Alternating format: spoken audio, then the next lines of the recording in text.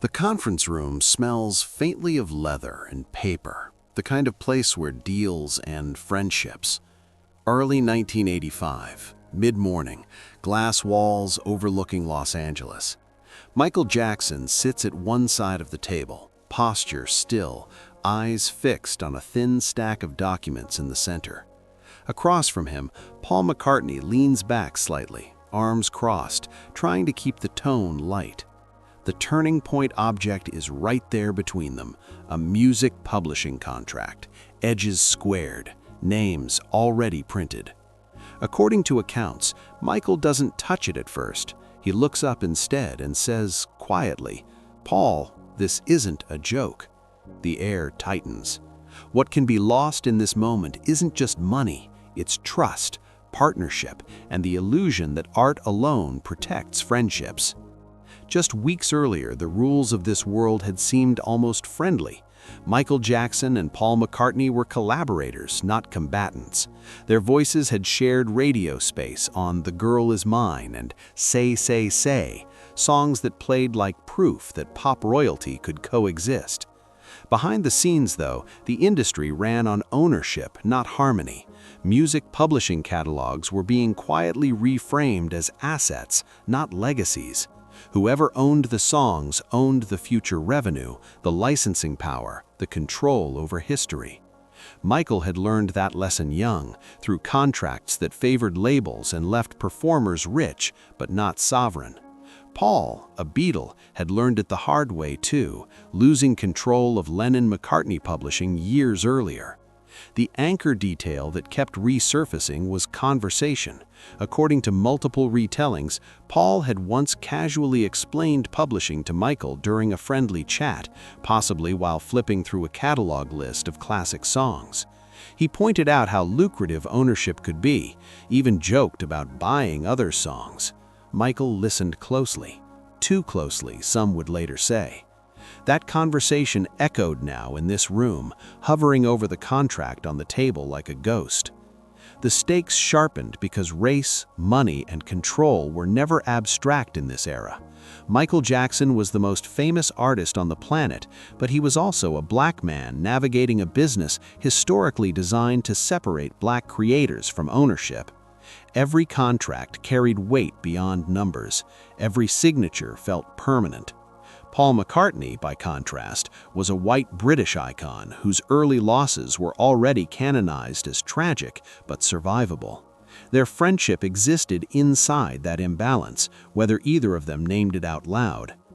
Days before this meeting, word had started circulating quietly. Michael was interested in buying a major catalog, not just any catalog, the ATV music publishing catalog, containing thousands of songs, including a large portion of the Beatles catalog. Paul had been aware of ATV for years, had even considered making a move himself. According to insiders, he hesitated, assuming the price would be too high or the timing wrong. Michael didn't hesitate. He made an offer that stunned the room when it landed. The object that changed everything was the bid, reportedly around $47.5 million. Serious money, unignorable money. When Paul learned Michael was the buyer, accounts differ on his immediate reaction. Some say he laughed it off at first, thinking Michael was joking. Others claim he felt blindsided instantly. What's consistent is that a call happened, a conversation where Paul reportedly expressed discomfort, maybe even disbelief. "You wouldn't do that to me" is a line often attributed to him, though framed carefully as recollection, not transcript. Michael's response, according to people close to him, was calm. He reminded Paul of their earlier conversations about publishing. He reminded him that this was business. The anchor detail remained the same: ownership. Songs weren't just memories, they were property. By the time they sat across from each other in that Los Angeles conference room, the outcome was already leaning one way. Lawyers had done their work, numbers had been verified, the contract on the table wasn't hypothetical, it was ready. Paul's body language, described later by those present, suggested he still believed the friendship might intervene. Michael's stillness suggested otherwise. Outside the room, the industry buzzed. Executives whispered about precedent. Artists watched closely. If Michael Jackson could buy the Beatles songs, the hierarchy of pop history itself was being rewritten. The stakes weren't just personal anymore, they were structural. Michael finally reached forward and touched the contract, sliding it an inch closer to himself. Paul watched the movement, jaw tightening. No one interrupted. This was the cliff's edge, the last moment before private disagreement became permanent rupture, before collaboration curdled into something colder.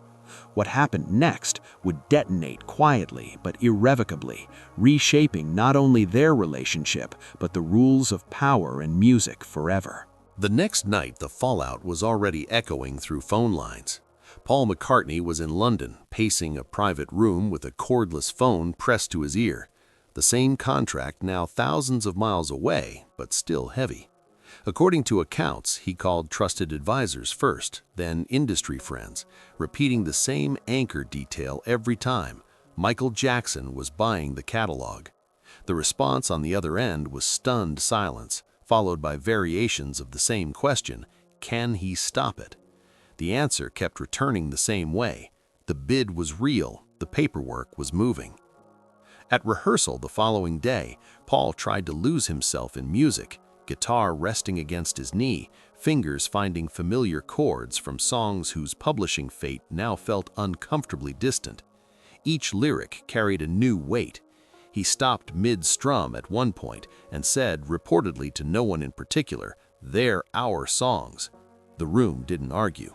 Everyone there knew ownership didn't always follow authorship. That was the rule Michael had mastered.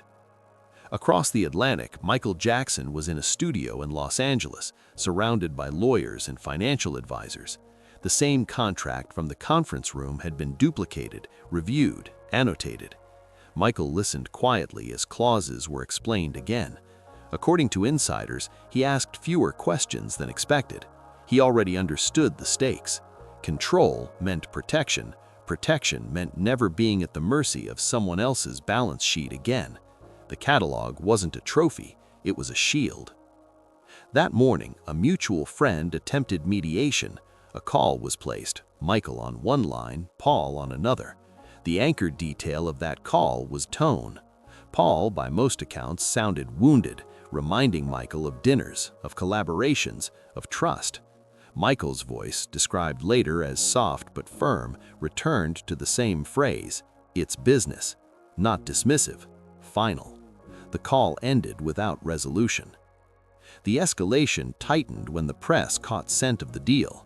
Trade publications began hinting at a major acquisition. Names weren't printed yet, but insiders knew. At a lunch meeting in New York, an executive reportedly slammed a newspaper down and said, "If Michael closes this, everything changes." He was right. The object driving the anxiety wasn't the Beatles songs alone. It was the precedent of an artist owning history at that scale. Paul's camp considered options. Could he counterbid? Could he partner with someone else? Numbers were run. According to accounts, Paul had the resources but not the appetite for a bidding war that felt personal.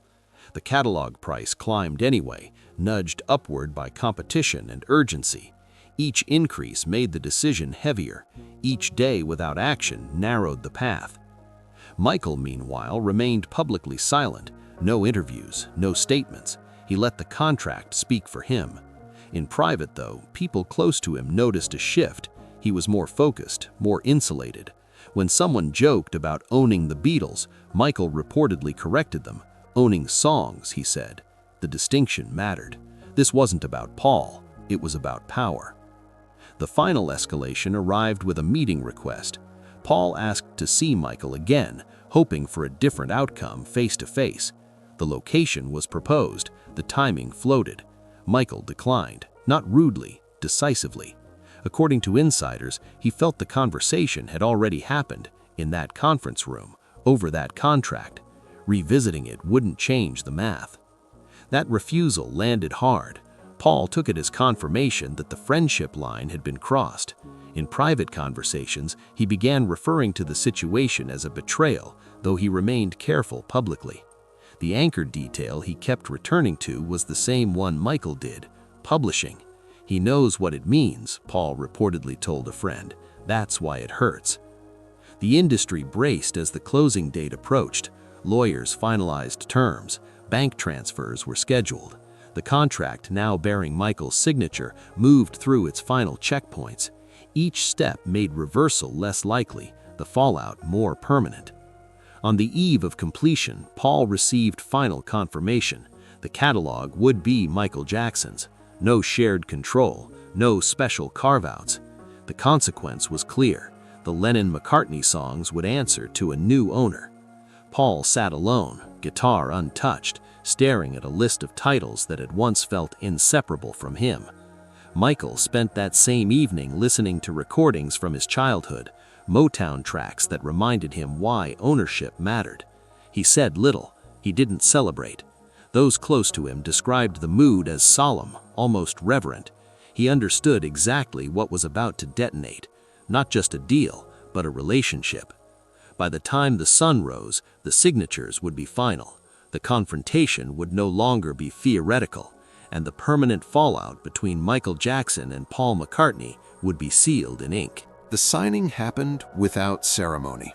Early morning, a quiet office, the same contract now fully executed. Initials boxed neatly on every page.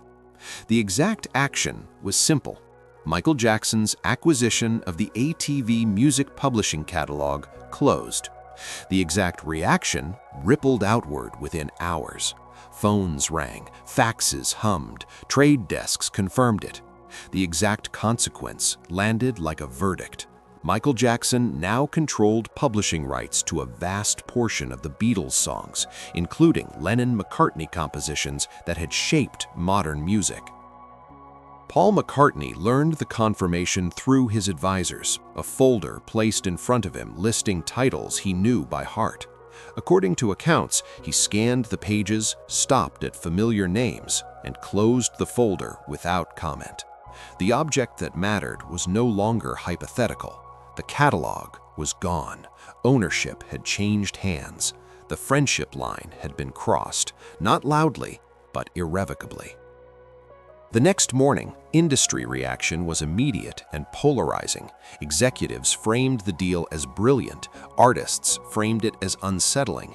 The anchor detail repeated in every conversation was the same: Michael Jackson owned the songs. Radio programmers debated what it meant. Publishers recalculated leverage. For some, it was proof that artists could seize control of their legacies. For others, it felt like a warning that history itself could be purchased. Paul's public response was restrained. In interviews, he avoided Michael's name, referring instead to business realities and missed opportunities. Privately, according to people close to him, the wound stayed open. The songs were personal. They were written in rooms, on buses, in moments that had nothing to do with contracts. Seeing them listed as assets under another name changed how Paul approached collaboration. The anchor detail remained the catalog, an absence that altered behavior. Michael Jackson, meanwhile, faced a different aftermath. He was criticized and praised in equal measure. Some accused him of betrayal. Others applauded his foresight. Those close to him insisted he felt no triumph, only resolve. The contract had delivered exactly what it promised: control. Control over licensing, control over usage, control over a future where he would not be outmaneuvered by the same system that had long exploited artists. The songs weren't trophies on a wall, they were leverage in a business that respected little else. Within weeks, the distance between Michael and Paul became visible. No more joint appearances, no casual mentions. When asked directly about Michael in later years, Paul's tone cooled, measured by caution. The fallout was permanent because it wasn't about one deal, it was about incompatible truths. Paul believed songs belonged to their creators. Michael believed songs belonged to whoever secured them. Both positions were shaped by loss. Neither was naive. The system adjusted quickly. Artists began asking harder questions about publishing. Managers pushed ownership clauses earlier in careers. The anchor detail, Michael's catalog purchase, became a case study cited in boardrooms and backstage hallways.